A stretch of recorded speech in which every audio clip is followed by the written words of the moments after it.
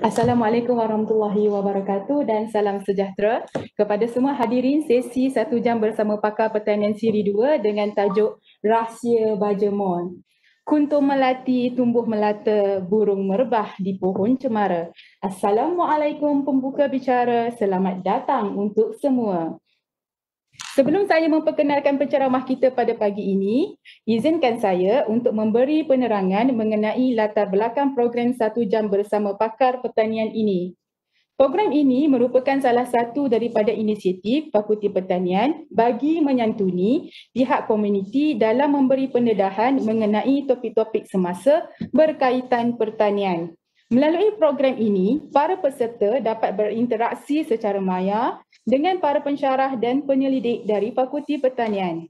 Tanpa membuang masa lagi, dengan ini saya memperkenalkan penceramah kita pada pagi ini iaitu Profesor Madya Dr. Halimi Muhammad Saud bagi mengupas dan membongkar mengenai rahsia Baja Mall. Penceramah yang berasal dari Raut Pahang ini memperoleh ijazah di dalam bidang sains genetik dari University of Liverpool dan PhD Ekologi Mikrob dari University of Wales.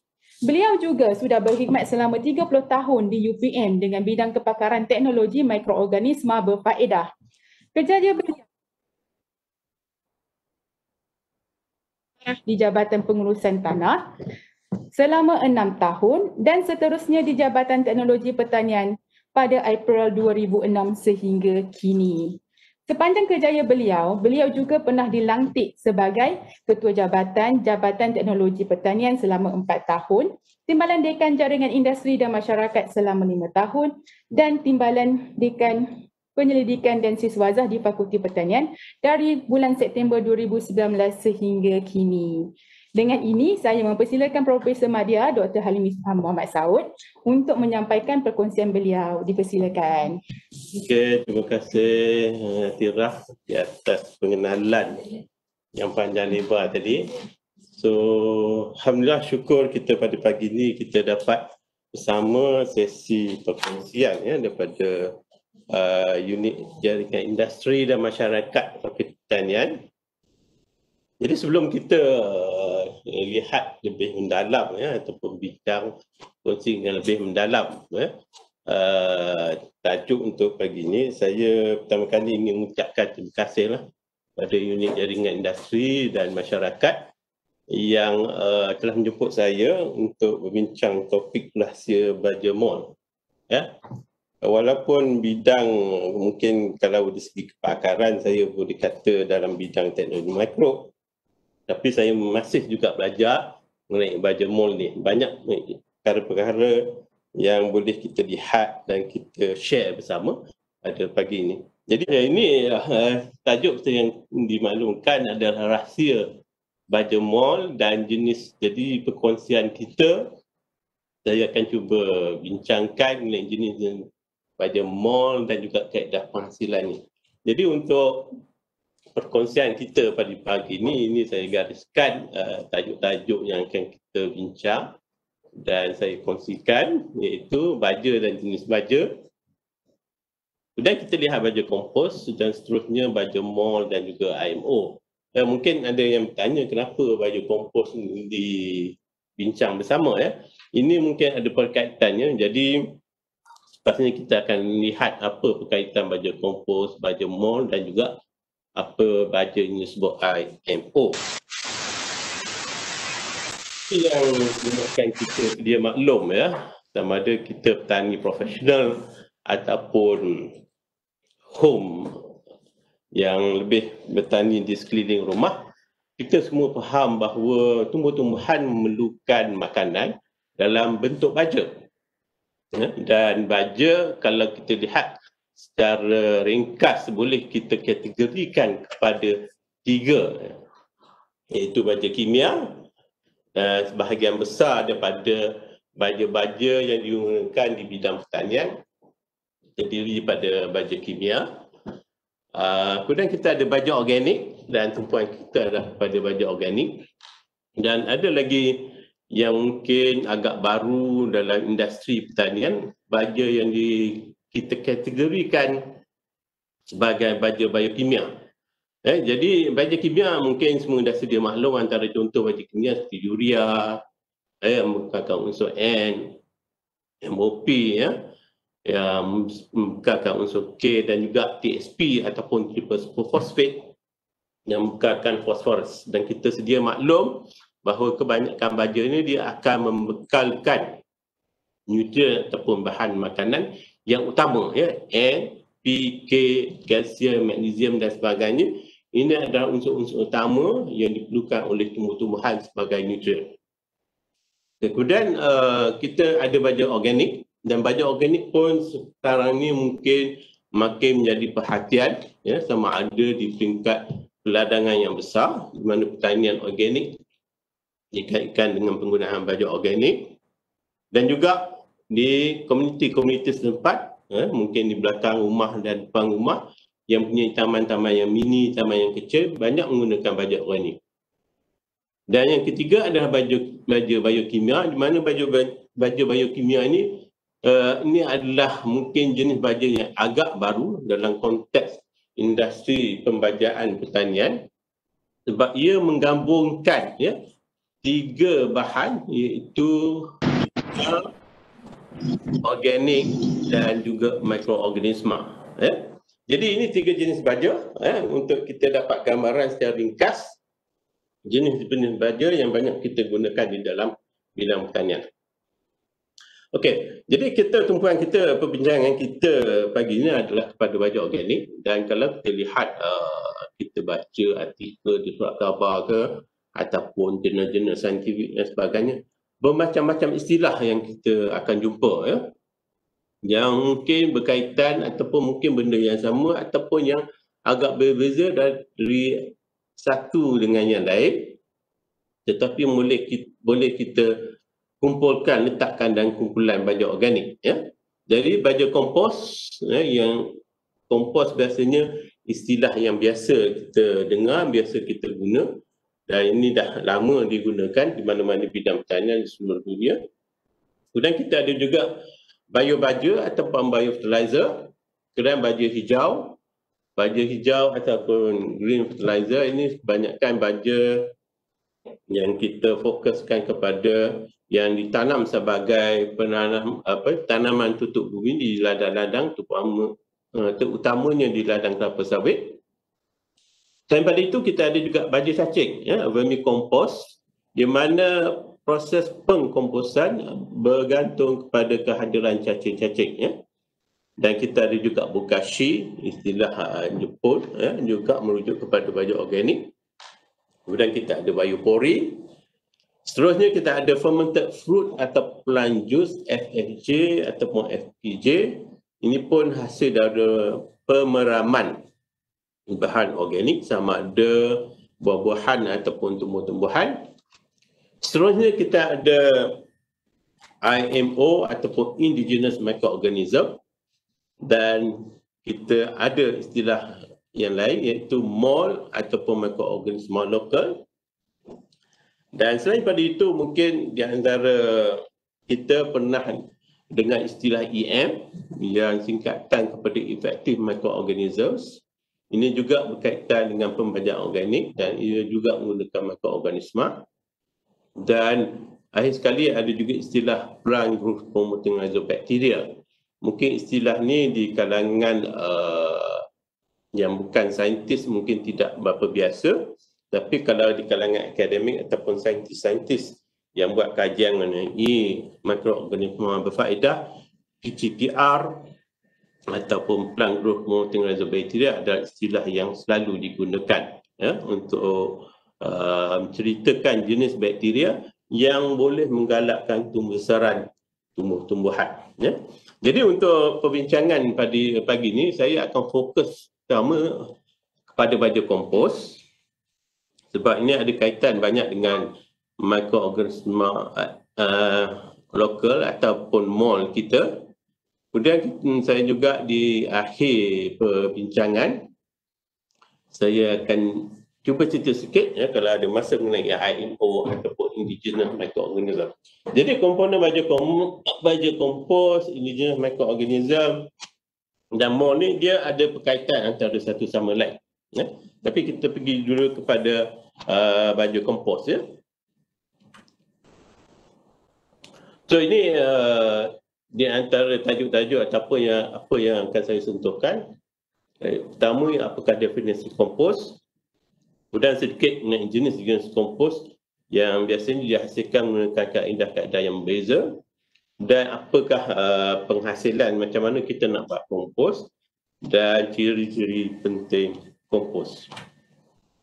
Okey, apa itu kompos? Jadi kompos secara istilahnya adalah hasil penguraian ya, yang setara ataupun tidak lengkap dari campuran bahan-bahan organik. Ya. The keyword sini ya, adalah bahan organik, ya. Sama ada sisa-sisa tumbuhan, haiwan yang biasanya banyak dihasilkan dalam industri pertanian. Dan bahan organik ini boleh dipercepat di segi pengkomposannya dengan menambah pelbagai macam mikroorganisma. Ya. Jadi dua komponen utama dalam kompos adalah ada bahan organik dan keduanya mesti ada mikroorganisma. Dan mikroorganisma yang terlibat dalam proses pengkomposan antaranya bakteria, ulat dan juga entomopsi. Dan proses pengkomposan ini biasanya dilaksanakan dalam persekitaran yang hangat, lembap dan sama ada berudara, iaitu ada oksigen ataupun tanpa udara. Ya, ataupun istilah saintifiknya aerobik ataupun anaerobik. Okey, jadi ini jenis-jenis kompos yang boleh kita hasilkan, ya, iaitu kompos berasal daripada sisa-sisa daripada kebun, daripada taman, ya, seperti daun, ranting. Dan ini kita tahu mana-mana pokok biasanya dia akan menghasilkan ya, daun, ranting yang boleh kita gunakan untuk proses perebutan untuk menjadikan kompos. Selain pada itu, kita juga boleh menggunakan sisa dapur, ya, maknanya suri-suri rumah tangga. Biasanya bila dia buat gulai ke masak apa-apa, mesti ada lebihan-lebihan yang tidak digunakan untuk masakan. Ini sisa sayur-sayuran ataupun buah-buahan, ya, ataupun mungkin nasi-nasi yang lebih-lebih tu biasanya dibuang begitu saja. Ya. Jadi ini sisa-sisa dapur yang boleh juga digunakan untuk proses pengkomposan, ataupun lebihan makanan ya, yang kita dah makan, mungkin cuba makan 3 pinggan tapi boleh habis pinggan saja, yang 2 pinggan makanan tu sebagai sisa yang berlebihan. Ini pun kadang-kadang hanya dibuang terus masuk dalam tong sampah. Dan yang ketiga jenis kompos yang boleh kita lihat adalah segi kompos yang berasal daripada najis ataupun tinja haiwan. Biasanya si kompos tai kambing, tai ayam, tai lembu, even tai kelawar pun digunakan untuk membuat baja kompos. Kemudian jenis yang seterusnya adalah kompos bokashi. Ini bokashi adalah istilah yang berasal daripada Jepun, dan mungkin mereka yang selalu melihat ataupun minat dalam bidang pengkomposan ini tahu apa bokashi. So asalnya adalah pada proses kompos di mana mereka menggunakan sisa-sisa organik makanan, dan biasanya memerlukan EM ataupun effective microorganism, dan juga tambahan sumber tenaga, biasanya daripada gula merah ataupun molasses. Dan EM ataupun effective microorganism ini dia terdiri daripada pelbagai spesies bakteria yang berfaedah yang boleh memberi manfaat kepada tumbuh-tumbuhan. Dan konsep bokashi dan EM ni dipelopori oleh Profesor Theodore Hyuga daripada Jepun. Seterusnya adalah kompos yang disebut biopore ataupun biopori. Mungkin di Malaysia kompos jenis jarang dilihat ataupun tak pernah dibuat. Saya pun tak pasti.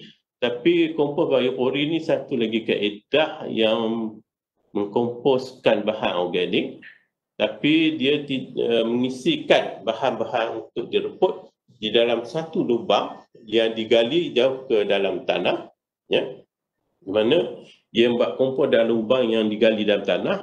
Juga biopori ni ataupun biopor ni juga boleh bertujuan untuk mengatasi genangan air dengan cara meningkatkan daya resap air pada tanah.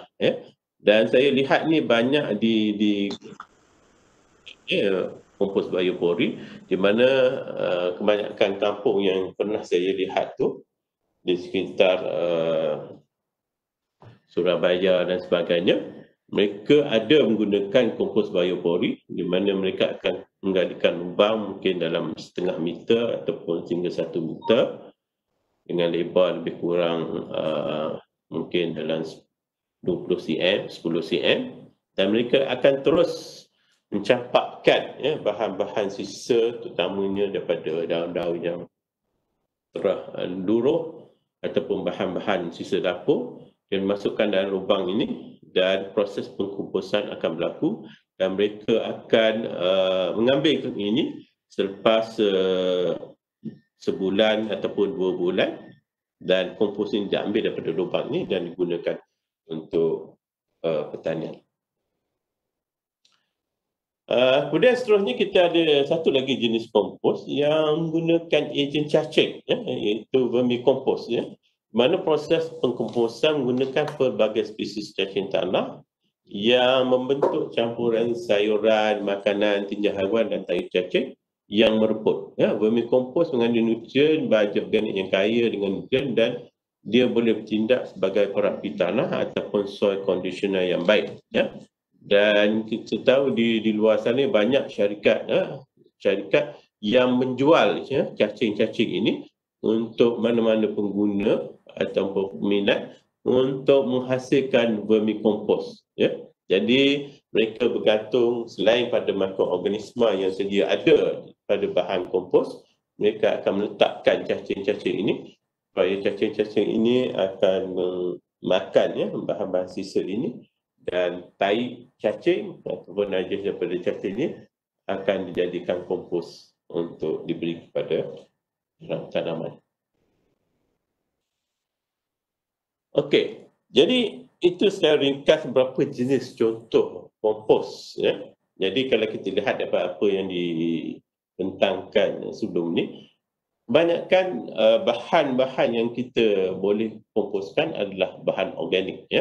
Jadi pada dasarnya semua bahan-bahan organik boleh dikomposkan, antaranya sisa organik daripada rumah ataupun daripada dapur saya sebut tadi, sisa-sisa daripada sayuran ataupun buah-buahan ataupun lebih-lebih makanan yang mungkin dah tak elok tidak dimakan dan sebagainya, ataupun sampah-sampah daripada sampah organik daripada pasar, pasar basah, pasar malam dan sebagainya, kertas, sisa-sisa peternakan, sisa-sisa pertanian yang lain, juga daripada kilang-kilang agroindustri, kilang kelapa sawit, juga sisa kain, dan juga kilang-kilang yang menghasil ataupun menggunakan bahan organik. Biasanya mereka mempunyai ada residu ataupun waste material yang boleh digunakan sebagai asas bahan organik untuk tujuan pengkomposan.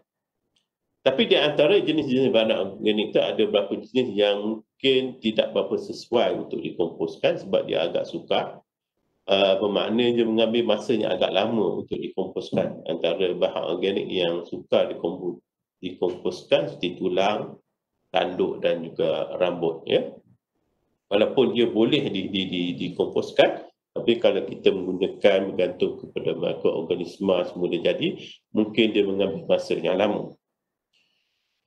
Kemudian sebagai garis panduan, bahan yang paling baik untuk menjadi kompos dinilai dari nisbah nilai karbon dan nitrogen di dalam bahan material organik tersebut. Bermakna kalau dari segi saintifiknya, kalau seseorang itu ingin menentukan sama ada bahan itu sesuai untuk dijadikan kompos, dia boleh lihat kandungan karbon dan kandungan nitrogen dalam bahan organik tersebut. Maksudnya kita boleh membuat analisis di makmal kandungan karbon, kandungan nitrogen, dan nisbah karbon pada nitrogen yang sesuai untuk proses pengkomposan adalah nisbah 30 bahagian karbon sehingga 40 bahagian karbon kepada 1/1 nitrogen. Ya, ini adalah nisbah yang biasanya kalau kita dalam ujian-ujian di makmal ataupun buat research di universiti ataupun mungkin juga di sekolah, ya.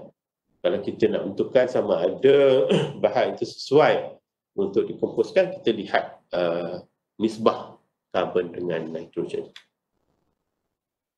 Okey, jadi ini mungkin kita dah sedia maklum, ya, segi manfaat penggunaan kompos, ya, seperti yang kita maklum, kompos boleh membagi struktur tanah, ya, dia meningkatkan kandungan bahan organik dan juga meningkatkan, ya, kemampuan tanah untuk mengekalkan kandungan air tanah, ya.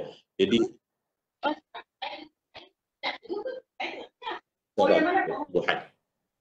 ya. Jadi kompos juga sebab dia bahan organik yang terurai, dia boleh memberikan nutrien yang utama N, P, K, ya, nitrogen, fosforus, kalium, kalsium dan juga magnesium yang diperlukan oleh tumbuh-tumbuhan ataupun tanamannya. Dan selain pada itu juga, ya, dia kehadiran kompos juga boleh meningkatkan aktiviti mikrob tanah yang bermanfaat, ya, kepada tumbuh-tumbuhan. Sebab aktiviti mikrob ini akan membantu tanaman untuk menyerap unsur nutrien dan juga aktiviti mikrob boleh membantu untuk menghalang, ya, serangan penyakit tumbuh-tumbuhan. Ini di antara kesan, ya, fizikal ataupun kesan biologikal kompos ke atas tanah ataupun tanaman. Pertama, dia boleh meningkatkan kesuburan tanah, ya. Bermakna kalau kita lihat tanah kita yang kita gunakan untuk tanam pokok, sama ada pokok bunga ke pokok sayur dan sebagainya, agak usang ataupun nampak tidak sihat dan sebagainya, kita boleh tambah kompos, ya, sebagai satu strategi untuk meningkatkan kesuburan tanah. Kemudian dia juga boleh membagi struktur dan ciri tanah, ya. Kemudian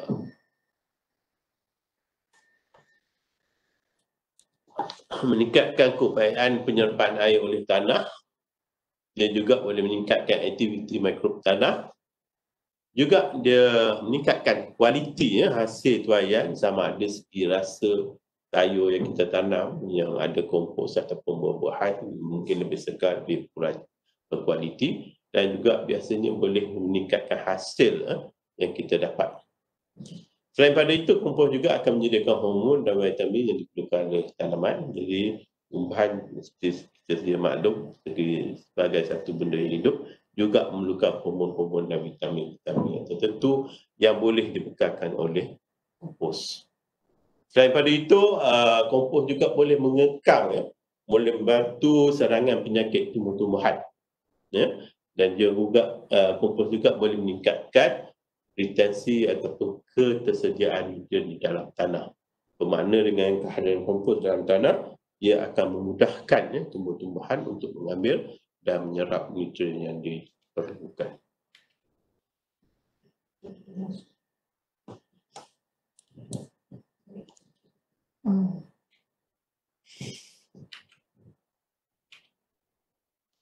Okey, dan secara amnya kesan ekonomi kompos, ya. Kompos dari segi kesan ekonomi, ia menjematkan kos untuk pengangkutan dan penimbunan sisa organik, ya. Sebab kita tahu di dalam bidang pertanian banyak menghasilkan sisa-sisa pertanian. Jadi kalau tidak dimanfaatkan, mungkin benda itu tidak ada gunanya, ya. Kemudian dia juga akan mengurangkan isi padu ataupun ukuran sisa organik yang terhasil, ya. Jadi tak ada perlu banyak dumping site, ya, tempat untuk kita melupuskan sampah-sampah, ya, sisa-sisa sampah. Dan selain pada itu, dia juga memiliki nilai jual yang lebih tinggi pada bahan asalnya. Maknanya kalau daun-daun yang gugur tu tidak, kalau kita biarkan, of course dia akan merumput. Tapi kalau kita buat kompos, kompos itu boleh kita tambah untuk tanaman kita, tumbuhan kita, ataupun banyak industri, syarikat-syarikat yang menggunakan sisa-sisa tanaman untuk menghasil kompos dan mereka jual, ya. Dan kebanyakan ni boleh kita lihat di supermarket dan juga kedai-kedai yang membekalkan, ya, peralatan ataupun produk-produk pertanian. Kemudian dari segi persekitaran juga, pengkomposan akan mengurangkan pencemaran udara kerana pembakaran sampah dan pelepasan gas metana dari sampah organik yang membusuk akibat tindak balas bakteria metogen di tempat pembuangan sampah. Bermakna kalau kita tak buat apa-apa kepada sisa-sisa organik ini, kita bakar sahaja, ini akan memberi kesan kepada alam sekitar kita. Sebab tu kadang-kadang kita lihat mungkin di taman-taman perumahan ada suri-suri rumah ke yang bakar daun-daun dia. Yang kita sedia makna membakar open burning ni tidak dibenarkan di segi kementerian alam sekitar. Jadi instead of membakar daun-daun ni, why not dijadikan kompos. Kemudian dia juga akan mengurangkan kumpulan tanah untuk penimbunan. Okey, sedikit mengenai faktor-faktor yang mempengaruhi proses pengkomposan. Seperti yang disebut tadi, segi saintifiknya kita nak lihat apakah nisbah karbon kepada nitrogen. Yang sesuai adalah antara 30 hingga 40 bahagian karbon kepada 1 bahagian nitrogen.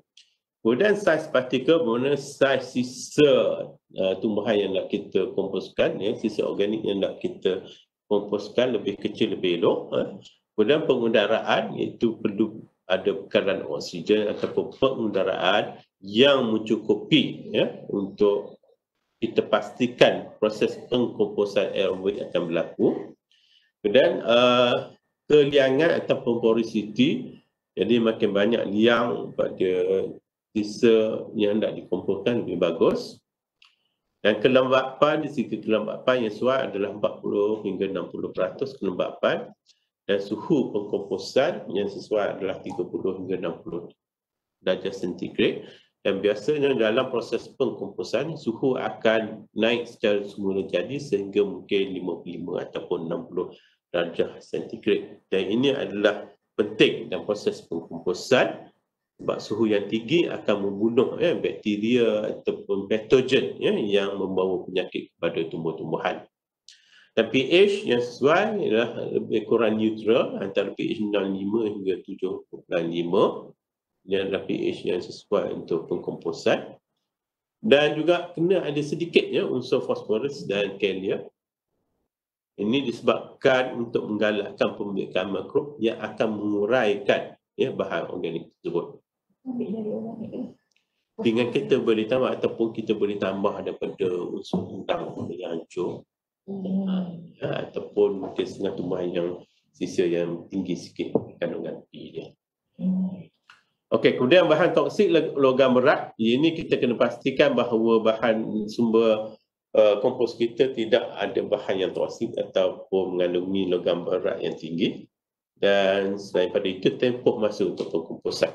Tempoh masa selama mana kita perlu buat kompos bergantung kepada jenis bahan organik yang kita gunakan. Jadi setengah bahan organik itu mungkin dia boleh mereput dalam masa 3-4 hari saja. Tapi setengah tu mungkin macam tulang, rambut dan sebagainya mungkin mengambil masa yang lama ataupun perlu ada apa yang kita katakan pre-treatment, perawatan sebelum dia mudah untuk dikomposkan.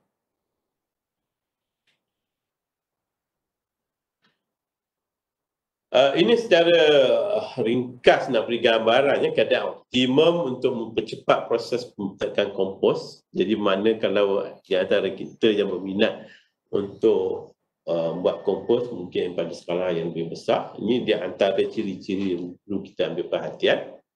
Yang nisbah CM yang disebutkan tadi mestilah di antara seeloknya.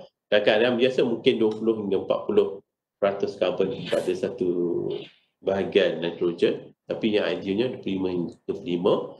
Kemudian kelembapan mungkin yang paling elok di antara 45 dengan 62%. Dan oksigen itu segi pengudaraan kita kena pastikan ada oksigen ataupun pengudaraan yang mencukupi untuk pembiakan mikroorganisma. Jadi kalau kita segi saintifik nak ukur kandungan oksigen tu patutnya melebihi lebih daripada 10%. Kemudian saiz partikel, saiz bahan organik yang nak kita komposkan seeloknya dia bervariasi, ada yang saiz yang kecil, yang halus, ada yang mungkin besar sikit dan sebagainya. Ketempatan buka yang ideal. So ini mungkin just sebagai makluman saja. Kemudian pH yang disebutkan tadi lebih kepada pH yang neutral antara 6.5 hingga 8.0, dan suhu untuk pengkomposan yang eloknya suhu yang agak tinggi di antara 54 hingga 60 darjah sentigrad. Okey, jadi itu secara ringkas ya, ciri-ciri dan cara ataupun faktor yang perlu diambil kira apabila kita cuba membuat proses pengkomposan. Sekarang ni macam mana rupa ataupun ciri kompos yang berkualiti. Jadi bermakna kita dah ada bahan organik, kita dah buat proses pengkomposan. Jadi kita nak tahu selepas kita buat pengkomposan tu, adakah kompos kita ni sesuai, berkualiti ataupun boleh digunakan ataupun tak boleh guna pun. So kita lihat apa ciri. Kompos yang bermutu, mutu kompos yang bermutu adalah kompos yang telah terurai dengan sempurna serta tidak menimbulkan kesan buruk bagi pertumbuhan tanaman. Jadi mana apabila kita beri kompos kepada tumbuh-tumbuhan, kita lihat ia tidak menjejaskan pertumbuhan, malah menggalakkan perkembangan pokok tersebut. Jadi itu secara amnya adalah kompos yang baik, yang elok untuk beri tumbuh-tumbuhan. Jadi penggunaan kompos yang belum matang, maknanya kalau kita dah buat proses pengkomposan, mencampur bahan organik, dan kita buat proses pengkomposan dan kita dapati dia tidak berapa matang dan sebagainya ataupun belum terurai 100%, akan menyebabkan adanya persaingan bahan nutrien antara tanaman dengan mikroorganisma tanah yang mengakibatkan terencatnya pertumbuhan tanaman. Jadi kalau kompos tu belum mature, kita guna istilah mature dalam bahasa Inggeris, ataupun kompos tu tak matang lagi, dan kita terus beri pada tumbuh-tumbuhan kita, kepada tanah kita, mungkin ada persaingan di antara mikroorganisma tanah dan juga tumbuh-tumbuhan untuk mendapatkan nutrien daripada kompos ini. Jadi ini tidak berapa elok untuk pokok tersebut. Jadi kalau kita lihat ciri kompos yang baik, dia ada ciri-ciri yang berikut. Pertama, berwarna coklat tua hingga hitam, mirip dengan warna tanah. Dan ia sepatutnya tidak larut dalam air. Bermakna kalau kita nak test, nak uji kompos ni elok ataupun tidak, kita cuba larut dalam air. So sepatutnya dia tak larut lah, macam kita buat air gula kan. Tambah gula, tiba kita kacau, terus tak ada gula, kristal gula tak ada. So gitu juga dengan kompos. Kalau hilang kompos tu, bila kita campur dengan air, maknanya tak elok lagi lah. Dia sepatutnya tak larut dalam air. Mungkin ada yang terapung ataupun terapai, itu biasa. Tapi sepatutnya ia tidak larut air. Kemudian nisbah karbon nitrogen antara 10 hingga 20 nisbah 1. Dan ini pun bergantung kepada bahan kompos yang kita gunakan dan tahap humidifikasi. Ini proses dalam proses pengkomposan tu ada proses humidifikasi ataupun humidification, di mana ini adalah penghasilan humic acid. Ini memang berlaku pada masa proses pengkomposan, dan humic acid yang terhasil dalam kompos ni adalah juga bahan yang penting ataupun elok untuk tumbuh-sarang tumbuh-tumbuhan. Kemudian suhu sekitarnya, suhu persekitaran, bermaknanya kompos tu tidak panas dan sebagainya. Walaupun dalam proses pengkomposan sendiri suhu akan naik, tapi dia di peringkat akhir ataupun kompos tu dah matang, suhu sepatutnya diturun balik kepada suhu persekitaran. Dan yang penting, patutnya kompos itu tidak berbau busuk ataupun tidak menyenangkan. Jadi manakala kita buat kompos dan dapati baunya tidak menyenangkan dan sebagainya, itu bermakna kompos itu tidak mempunyai kualiti ataupun mutu yang baiklah. Dia sepatutnya dia sweet smell orang panggil. Dia taklah terik hidung nak bau. Okey. Jadi itu secara ringkas sebagai gambaran baja kompos. Sebab kaitannya ada banyak dengan baja mol. Dan kalau kita lihat istilah baja mol ni mungkin agak baru. Dan mungkin kalau saya lebih familiar pada istilah baja kompos daripada baja mol.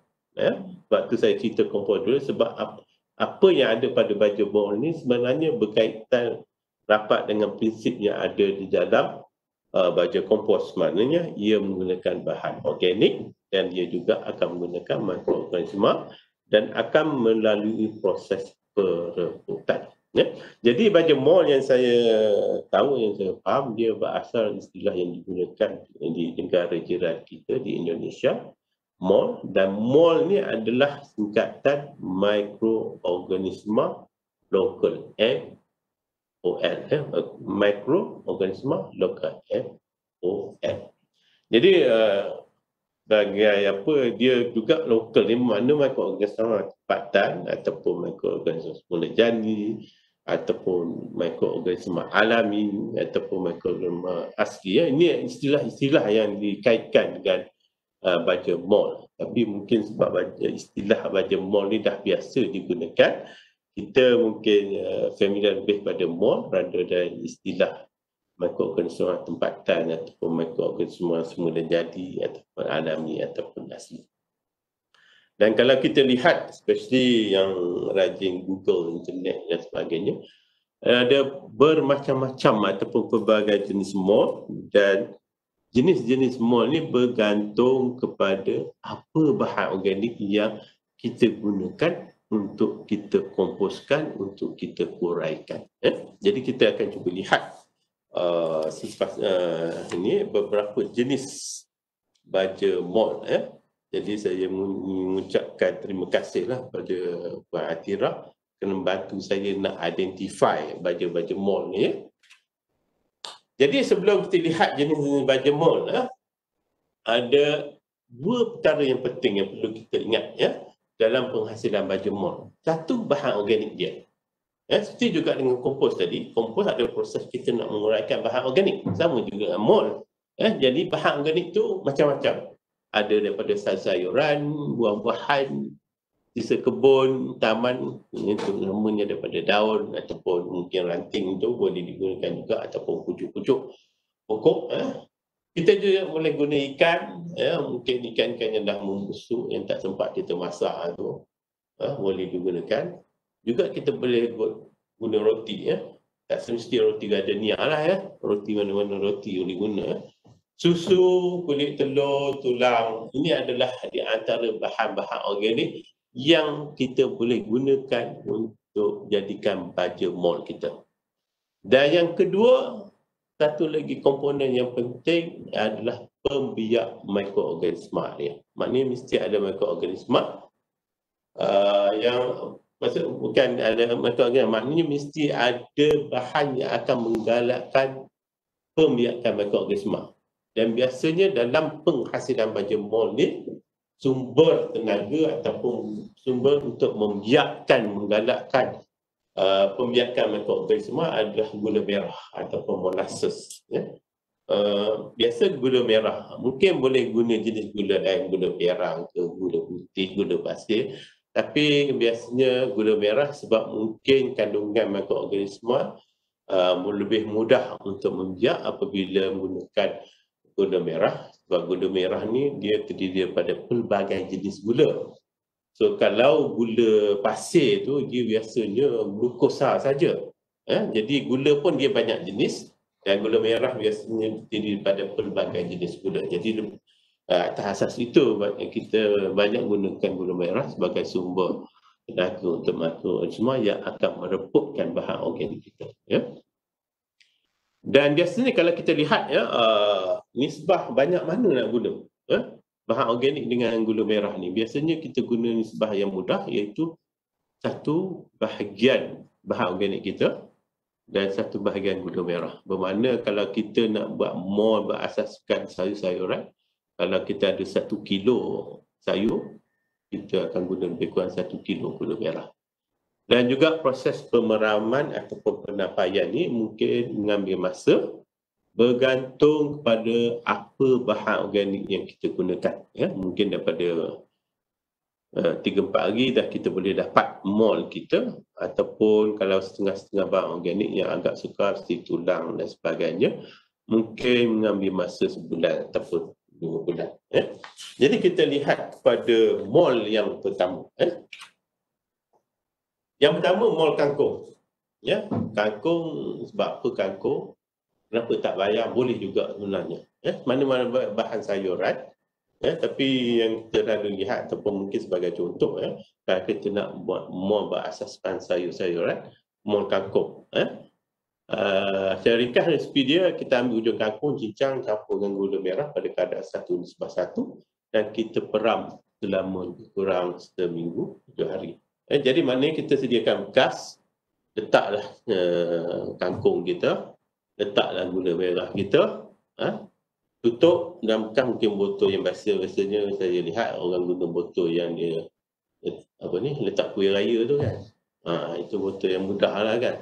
Tidak pun mana botol botol minyak yang digunakan dah habis minyak tu, botol tu pun boleh digunakan asalkan boleh botol tu tidak bocor dan juga boleh ditutup. Tutup tu kita boleh tutup dengan kain ataupun ikat, kain yang diikat dengan getah untuk tutup kalau tidak ada penutup. Okey, itu cara. Dan kita letakkan di tempat yang tidak diganggu lah basically. Maksudnya kalau kita ada bahan tu mungkin di kat corner-corner kat dapur, sudut-sudut di dapur, kita tunggu untuk dia peram, untuk diurangkan.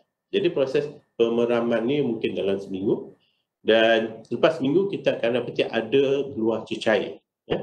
Cecair ni lah yang kita guna sebagai mol ataupun baja kampung kita. Dan kita boleh gunakan terus. Tetapi kita biasanya tidak galakkan menggunakan tanpa pencairan. Bermakna kita nak guna yang pekat, yang asal. Cecair yang asal kita tak galakkan terus di-apply, diberi pada tanaman kita sebab dia agak pekat dan juga kandungan bakteria dia agak tinggi. Jadi cadangan di sini cairkan gunakan air nisbah 10 ml dengan 1 liter air. 10 ml maknanya cecair daripada hasil pemeraman kangkung ni kita ambil 10 ml dan kita top up atau kita tambah air biasa seloknya air hujan, air yang natural. Kalau air pipe tu dia biasanya berklorin. Yang ini segi pembiakan penggalakan mikroorganisma tidak berapa sesuai. Jadi kalau boleh guna air, kalau nak guna air pipe pun mungkin perlu biarkan dulu untuk 4-5 hari ke mungkin klorin dia dah berkurangan, baru digunakan sebagai campuran untuk mencairkan cecair daripada hasil pemeraman kangkung. Kemudian kita boleh, bila kita dah buat pencairan ni, bolehlah kita gunakan, kita sama ada kita sembuh pada pokok-pokok yang kita. Kalau kita nak sembuh balik pada pokok kangkung pun tak jadi masalah. Ataupun kita boleh je siram pada bahagian tanah yang kita tanam.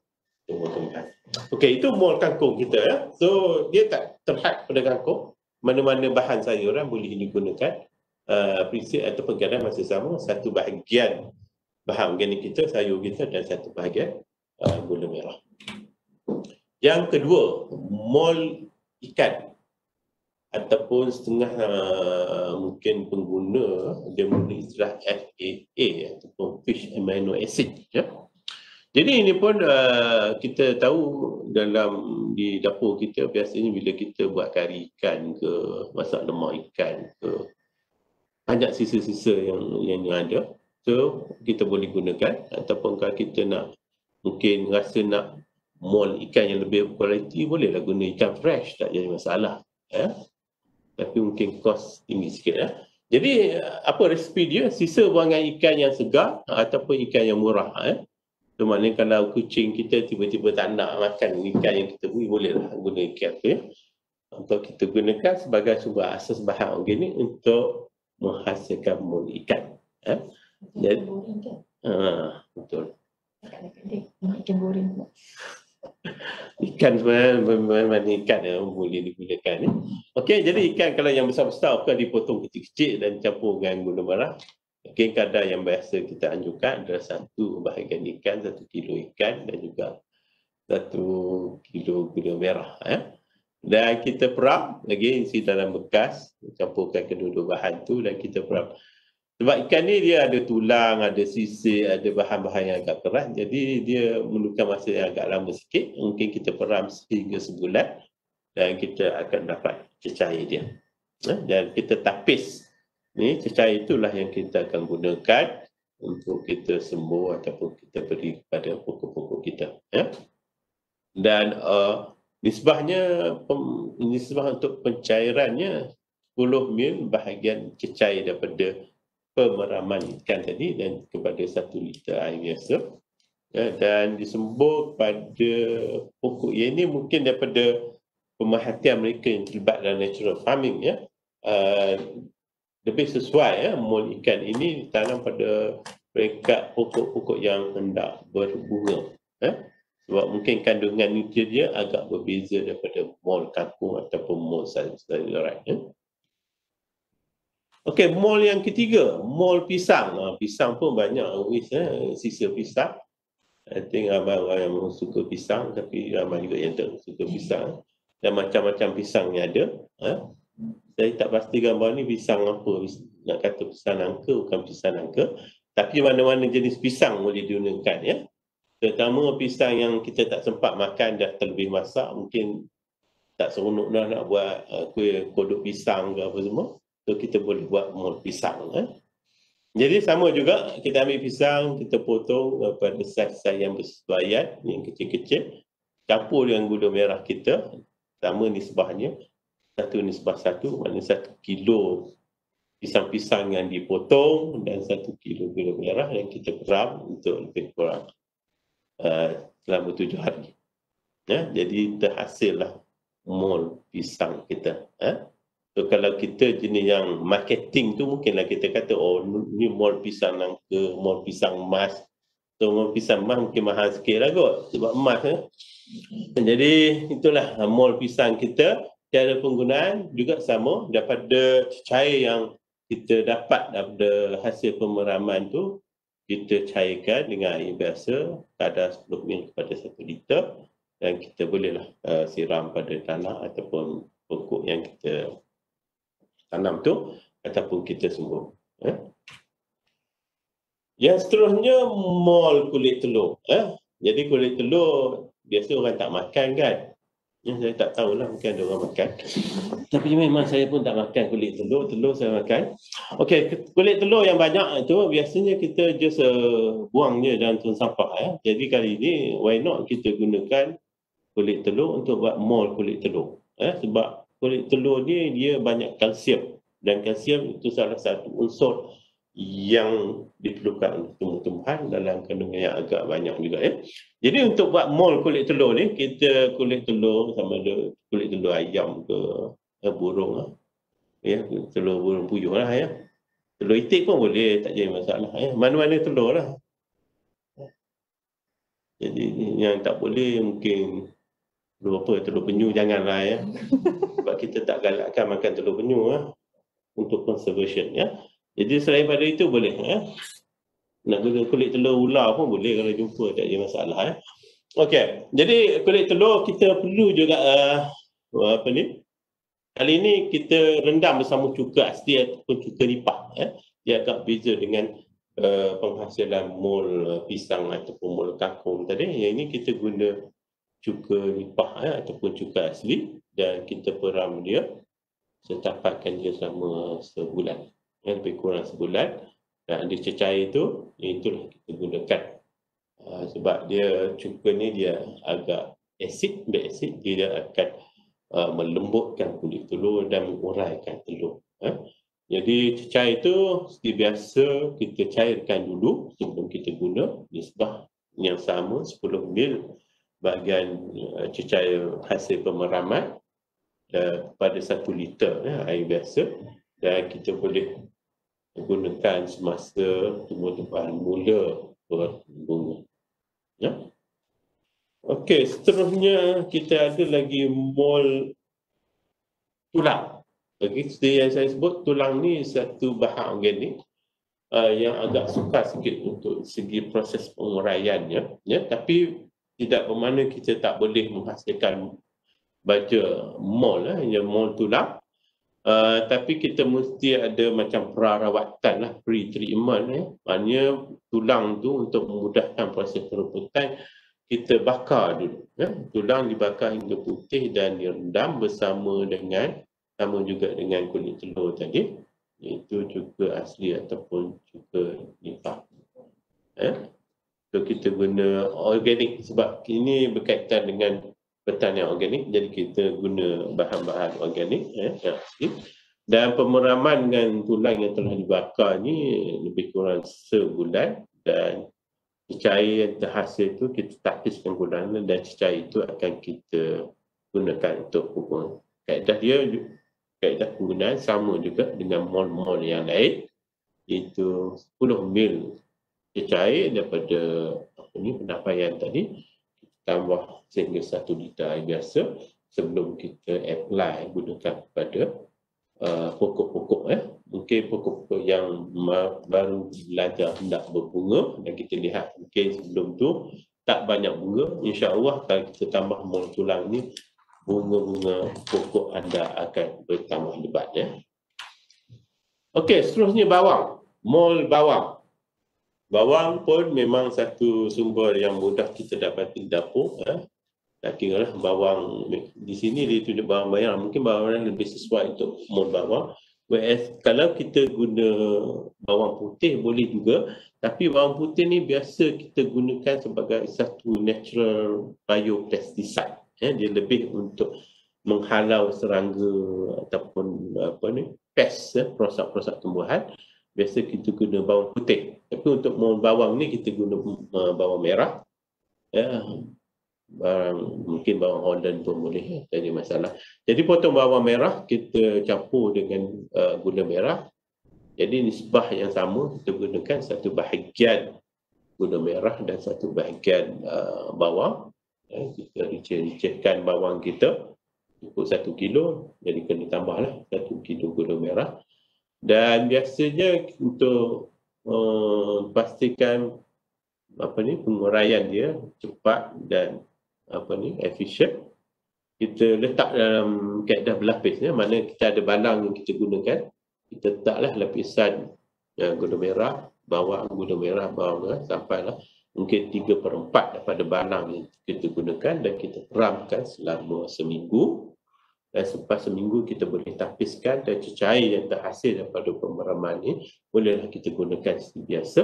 Tapi kali ini nisbahnya tak sebanyak 10 mil, kita hanya perlu guna lebih kurang 4 mil saja, tambah pada 1 liter air, dan ini adalah mencukupi untuk kita gunakan kepada pokok-pokok ataupun tanaman kita. Kita boleh sembuh pada daun, batang, ataupun kita siram di bahagian pokok, bahagian tanah kita tanam pokok tersebut. Dan masih ada lagi, ada 2-3 mol jenis mol. Mol seterusnya, mol apa? Mol roti. Okey, seperti yang saya katakan, kita boleh menggunakan roti, tak seperti roti gardenia, tapi nak guna pun tak jadi masalah. So, roti buat sendiri pun tak apa. Yang kita mungkin suri-suri rumah yang pandai masak, buat bakery, buat roti, boleh guna yang lebih-lebih tu. Sedap-sedap roti boleh digunakan. Tapi untuk ini sebagai gambaran ataupun ringkas cara nak buat mol roti, saya rasa ni di antara mol yang paling mudah untuk kita buat. Sebab kalau terperasan yang disebut situ, tak ada nak tambah gula merah. Kita hanya dapatkan sekeping roti, eloknya yang tak kulat lagi lah. Kita pecah-pecahkan ataupun cari-carikan, letak dalam air lebih kurang 1.5 liter, kita biarkan lebih kurang seminggu, kemudian kita tapis. Jadi air itu boleh kita terus gunakan. Air daripada peraman selepas seminggu roti ni kita boleh terus gunakan untuk pokok-pokok sayur kita, pokok kita. Dan insya-Allah ia boleh membantu untuk membekalkan nutrien tambahan kepada pokok-pokok. Jadi mana kalau di luar sana rasa belum pernah buat jenis-jenis mol ni, nak cuba, saya cadang buat mol roti dulu sebab dia mudah. Ambil roti, letak air, biar seminggu, kemudian kita tapis dan kita boleh gunakan. Jadi mol roti ni tak perlu gula merah. Jadi mana segi kos dia murahlah sikit pada mol-mol yang lain yang perlu tambahan gula merah. Okey, dan seterusnya satu lagi mol Yakult. Okeylah, saya dah ditulis mol Yakult, sebenarnya tak semestinya Yakult.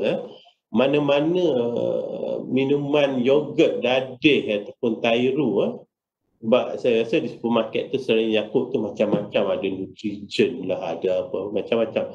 So mana-mana air yang air dadih yang ada dijual tu boleh digunakan. Kaedahnya sama. Okey, dan konteks ini kita guna Yakult lah. Bukan saya nak promosi Yakult, saya tak dapat pembayaran daripada Yakult ni. Okey, 2 biji telur, 1 botol minuman yogurt ataupun in this case Yakult, kita campurkan semua bahan tu, dan kita perang lebih kurang 3 hari. Sebab dalam yogurt ataupun dadih ni ataupun Yakult ni, dia mempunyai banyak mikroorganisma, lactobacillus. Dan kalau kita perhati pun dalam elan minuman ni, dia promo dia kata mungkin ada 10 bilion bakteria yang bagus, lactobacillus dan sebagainya. Jadi bakteria itulah yang akan menolong, membantu untuk menguraikan telur ni. Sebab telur pun dia bahan nutrien yang agak tinggi.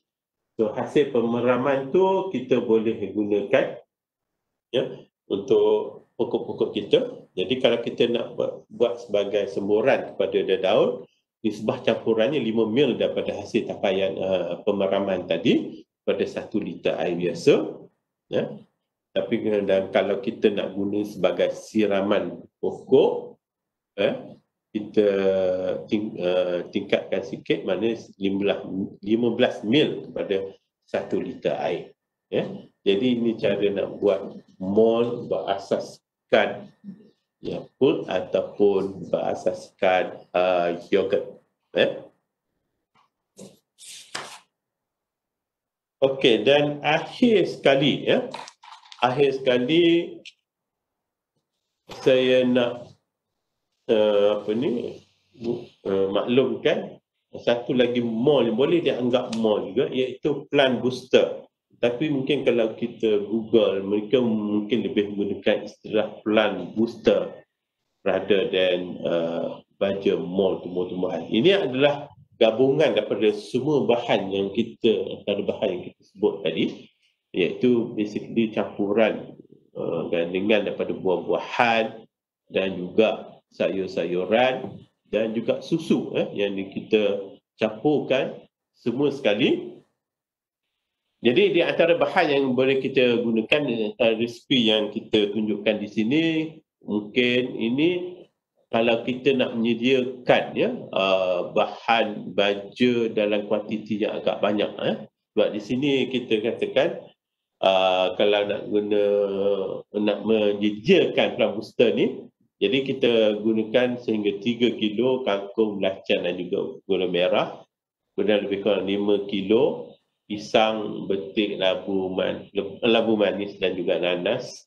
Kemudian kita tambah juga dengan telur, susu dan juga ragi. Dan kita tambah sehingga 50 liter air. So maknanya kuantiti dia memang banyak. Jadi mana kalau kita mungkin luas kebun yang lebih besar, bukan dekat teres aja ataupun rumah teres, utama perumahan yang mungkin agak terhad di segi ruang untuk tanam pokok, tapi kita mungkin di kampung kita ada 1/2 hektar ke 10 hektar yang kita boleh tanam sayur dan sebagainya, dan kita memerlukan baja organik ni dalam bentuk plant booster dan kuantiti yang banyak. Inilah yang kita anjurkan, mana kita boleh menyediakan sehingga 50 liter bahan baja yang boleh kita gunakan.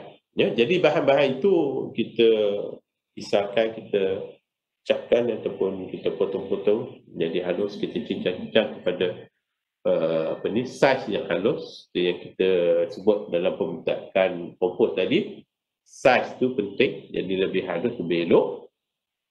Jadi kita gabungkan semua bahan tersebut, mana kangkung, belacan, gula merah, bahan buah-buahan, jadi telur, susu apa semua, satu bekas yang cukup untuk menampung 50 liter. Selebih maknanya saiz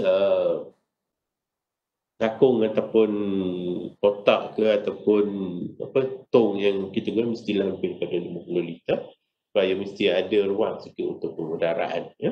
Jadi kita campurkan semuanya dan kita peram lebih kurang sehingga 10 hari, sehingga mungkin muncul apa yang dikatakan mycelium. Ini adalah actinomycete yang warna putih, yang macam rambut halus warna putih.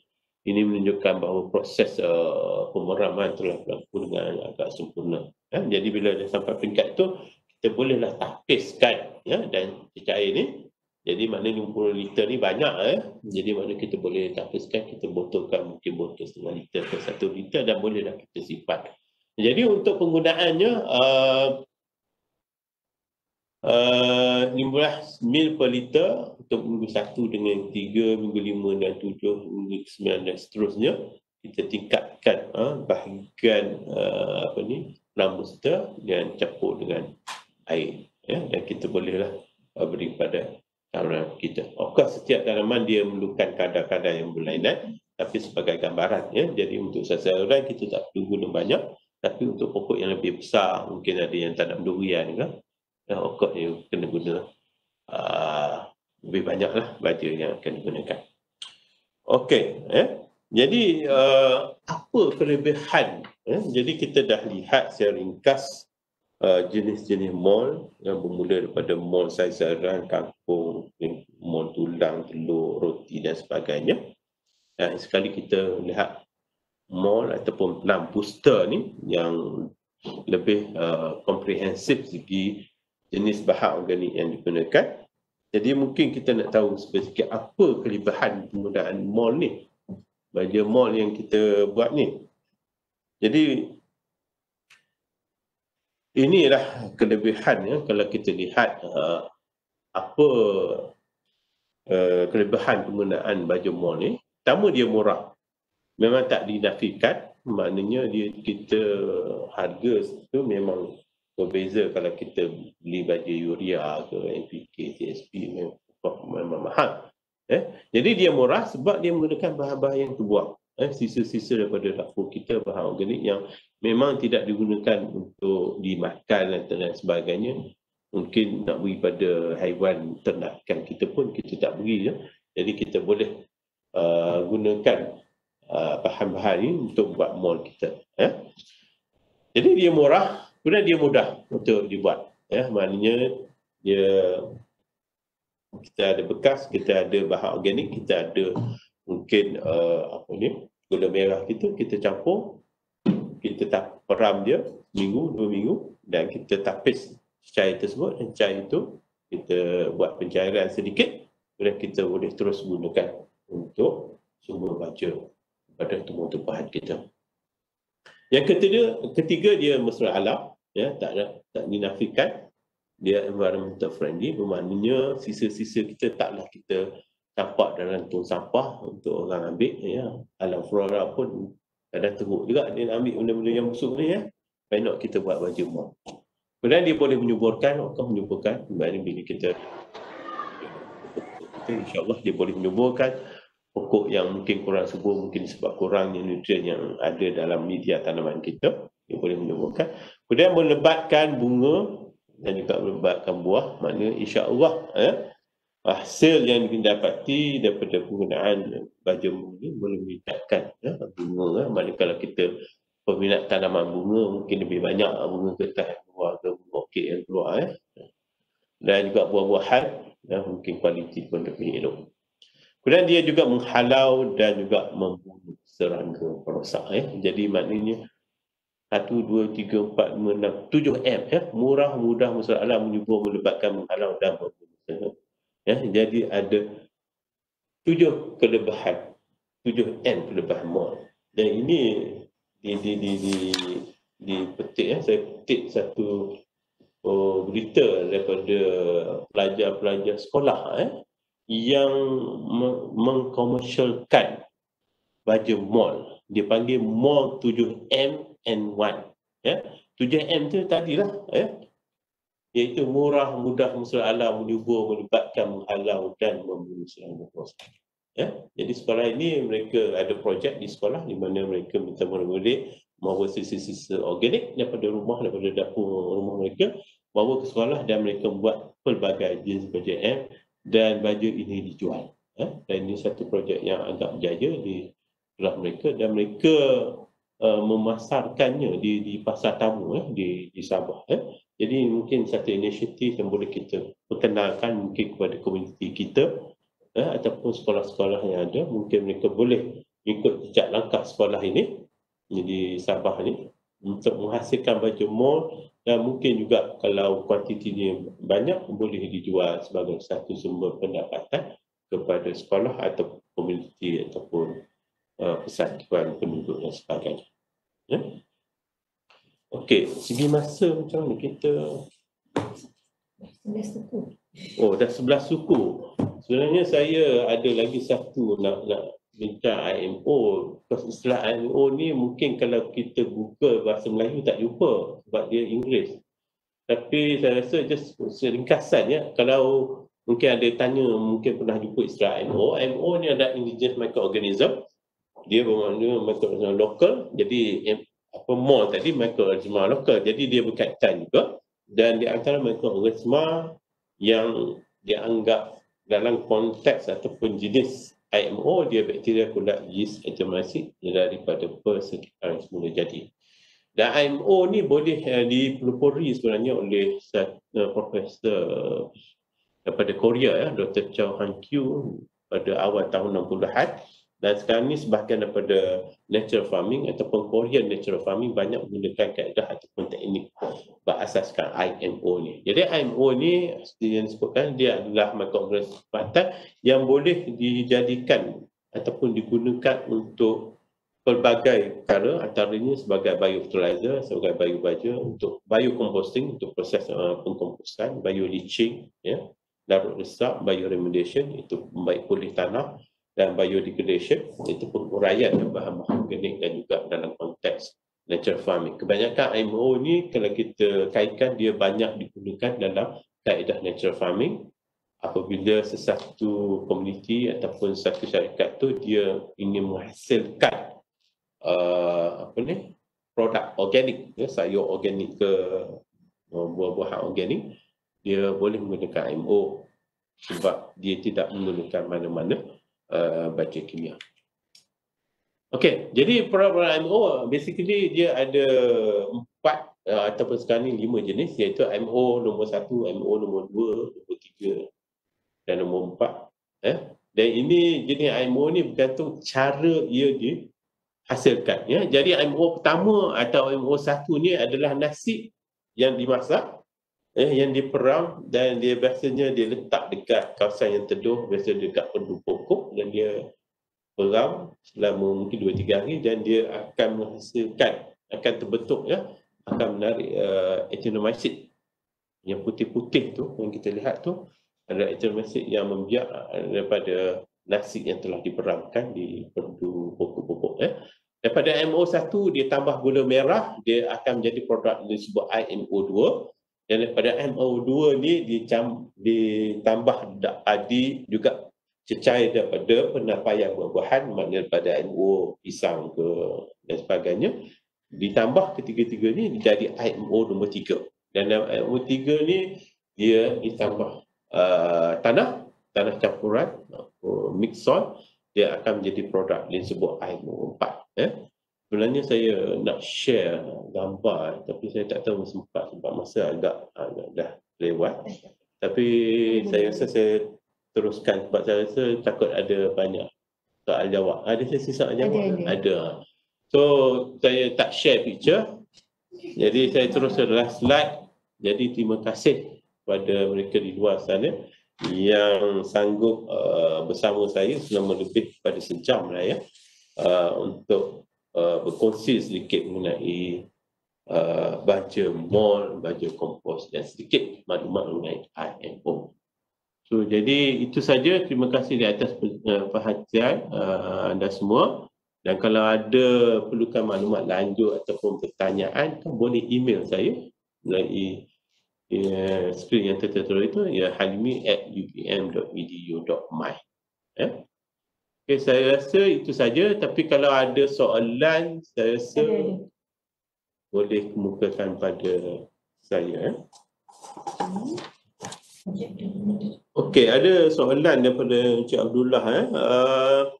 Mol ikan sekiranya sesuai untuk pokok bunga, adakah dia juga boleh membantu untuk menggalakkan penghasilan buah, khasnya buah sitrus. Berapa kerak seloknya digunakan untuk sembuh pada pokok. Okey, mol ikan ni boleh dibuat, ya, memang dia sebab dia kebanyakan amino acid yang telah terurai daripada protein yang ada dalam ikan. Dia boleh digunakan untuk semua pokok, hanya kita tidak ada maklumat yang spesifik yang khusus berapa kerak perlu disembur, tapi saya rasa ini bergantung kepada umur pokok, dan juga kematangan pokok. Mungkin kalau saya secara ringkas, mungkin saya kata boleh diberi at least sebulan sekali, dan kita lihat apa perkembangan pokok.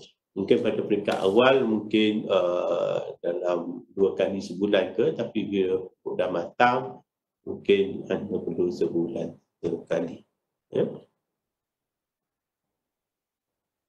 Okey, kemudian ada lagi soalan, berapa lama parti mol boleh disimpan? Biasanya parti mol ni boleh simpan masa yang agak lama, maknanya sebab dalam tu ada mikroorganisma. Jadi kalau kita nak pastikan apa ni dia bertahan lama, sekali-sekala kita boleh tambah gula merah, dalam cecair yang telah kita tapiskan daripada penapaian pertama.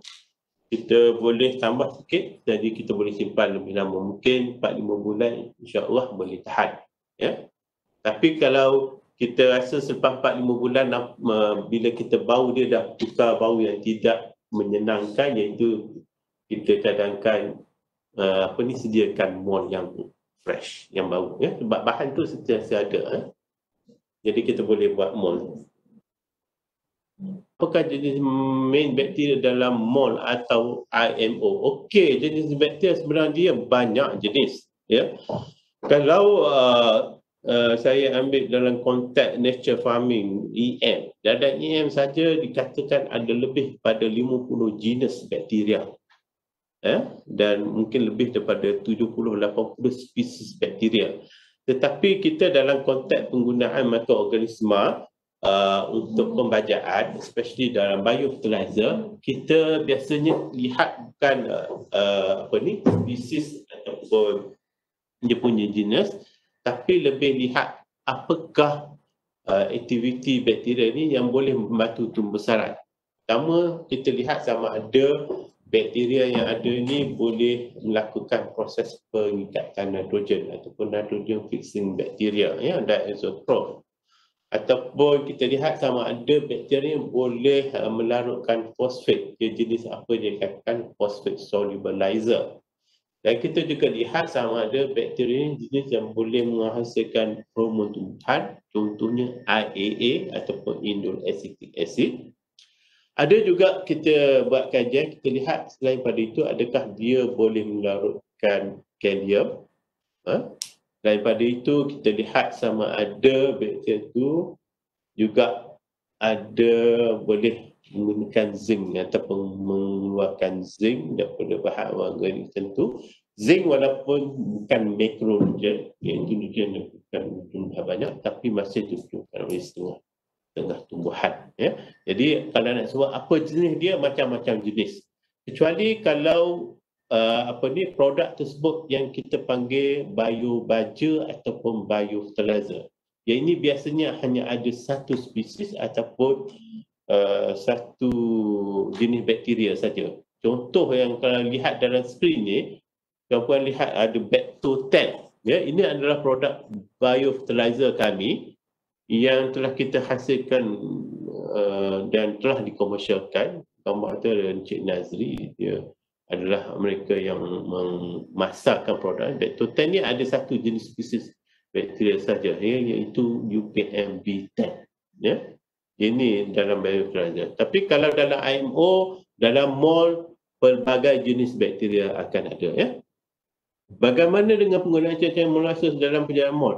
Molasses ni pun dia sisa daripada proses sanggula, boleh digunakan. Dia sama juga dengan gula merah. So manakala dia cecair, yang tadi dalam buat mol tadi kita 1 kilo bahan organik dan 1 kilo gula merah. So in this case boleh guna 1 kilo ataupun 1 liter molasses. Instead of 1 kilo molasses boleh 1 liter. Pun lebih kurang sama. Mana satu bahagian mana 1 kilo bahan organik dan 1 liter molasses, kita campurkan, kita perah seminggu ke 2 minggu bergantung apa bahan organik yang kita gunakan, kita tapis dan kita gunakan sebagai mol kita. Apa kata mol yang sudah rosak dan tak boleh digunakan? Okey, saya rasa mudah. You cuba bau. Kalau dah hilang bau manis dia tu, dah masam, biasanya kita tak galakkan. Sebab itu dia dah tukar dari segi nutrien tu dah tukar kepada komponen yang lain yang mungkin tidak sesuai ataupun boleh menjejaskan pokok.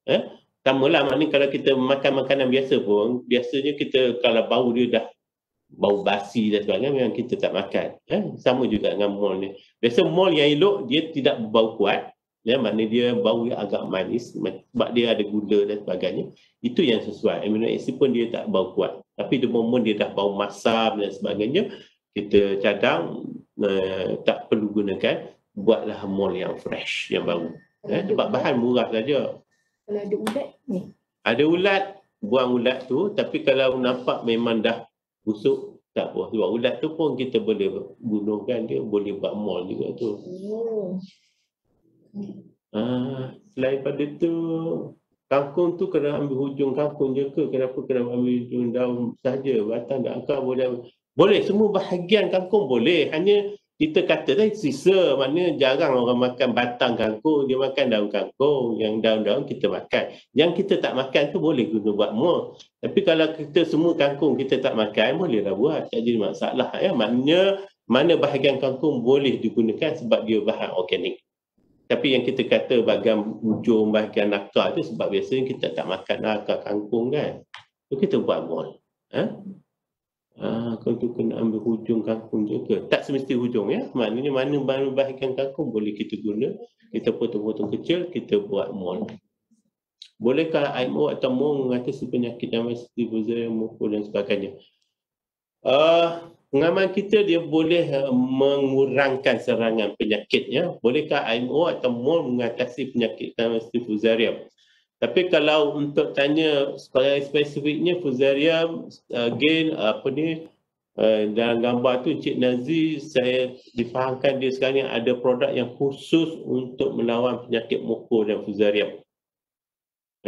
So mungkin kalau boleh, kalau nak perlu maklumat lanjut mungkin boleh kontak saya boleh tanya Encik Nazri. Jadi ada produk yang saya difahamkan boleh melawan penyakit Fusarium. Sebenarnya Bacto-10 daripada kajian kita yang lepas dia juga boleh melawan penyakit Fusarium. Ini kajian di makmal lah. Kita dapat dia adalah antagonistik, yang maknanya dia boleh melawan Fusarium yang menyerang pokok pisang. Kawasan untuk menyimpan mol perlu masuk dalam peti sejuk ke? Tak perlu. Maknanya asalkan kawasan tu persediaan suhu rumah pun tak ada masalah. Tapi of course sebab dia bahan organik, mesti juga kita simpan makanan dalam peti sejuk, dia boleh tahan lama sikit lah. Tapi jangan letak dalam bahagian freezer. Bahagian fridge biasa. Bukan yang tempat nak buat aiskrim tu ya. Itu tak akan menjejaskan bakteria ataupun bahan tersebut. So just letak dalam bahagian yang biasa, dalam peti boleh disimpan. InsyaAllah dia boleh tahan lebih lama. Tapi takut benda tu meletup ke apa semua.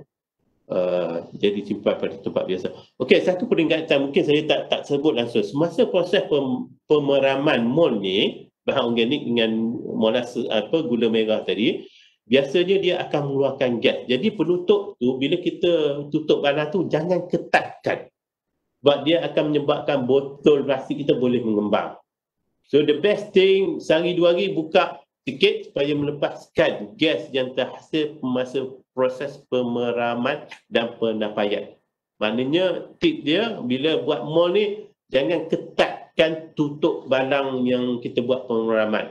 Elakkan daripada itu. So kalau kita nak ketatkan, make sure ada lubang-lubang udara di mana gas-gas boleh keluar. Okey, apakah beza? Okey, apakah beza mikroorganisma dalam mol atau MO dengan EM? Okey, ini istilah yang berbeza-beza. Sebenarnya dia merujuk kepada benda yang sama. Mol yang kita kata-kata dia lebih kepada istilah mikroorganisma lokal. Bermakna bila sebut mol pisang ni, dia bukan merujuk kepada mikroorganisma itu, dia lebih kepada hasil pemeraman. Itu mall yang saya faham. Tapi segi jenis bakteria ataupun apa yang ada, dia bergantung kepada apa yang ada mikroorganisma yang memang ada pada bahan organik tersebut dan mikroorganisma yang ada di dalam gula merah tersebut. Ya. Jadi maknanya sebab tu saya, the last part tu saya juga sebut IMO. Sebab ni benda yang sama saja. Maknanya semua bahan organik, tak kira di mana, biasanya dia akan ada mikroorganisma. Hanya apabila kita letak molasses, letak gula merah kita ni, dia akan menggalakkan pembesaran sebahagian daripada mikroorganisma yang boleh beri manfaat kepada tumbuh-tumbuhan. Ya? Jadi istilah dia mungkin macam-macam, manakala kita Google internet dan sebagainya, ada istilah MO, IMO, EM dan sebagainya, beneficial microbe, PGPR, PGPM, macam-macam istilah. Tapi basically dia menunjuk kepada kumpulan mikroorganisma yang boleh memberi faedah dalam proses pengkomposan ataupun penguraian bahan organik. Ya? So, saya harap itu boleh jawab soalan yang dikemukakan. Ada lagi soalan? So kalau tak ada, saya sebab masa pun dah agak lanjut, saya pun ada perkara lain yang perlu saya attend. Patut saya ada bengkel patutnya hari ni. Ya. So kita dah lebih kurang sejam setengah berinteraksi ataupun berkongsi cerita mengenai mall. Jadi saya bagi pihak PKT dan juga pihak unit jaringan industri berkaitan mengucapkan berbanyak-banyak terima kasih di atas perhatian daripada tuan-tuan di luar sana, walaupun kita hanya berjumpa di alam maya.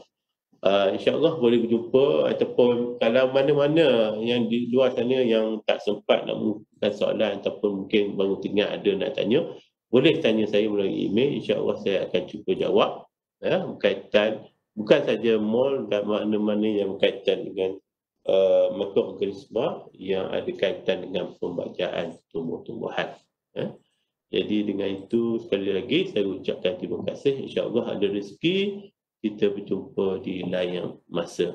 So maknanya kalau tak tahulah, mungkin unit Jim nak sediakan topik yang lain selain pada mall, kalau berkaitan mikroorganisma, saya boleh jumpa lagi lah. Okey, dan akhir sekali mungkin biasanya orang Melayu dia suka pantun kan. So saya pun ada pantun, tapi pantunnya disediakan oleh orang lain ya. Bertiup bayu di pantai indah, burung kedidi terbang melayang. Mana yang kurang, silap dan salah, jangan menjadi bekalan pula. Okey, Assalamualaikum warahmatullahi wabarakatuh. Terima kasih.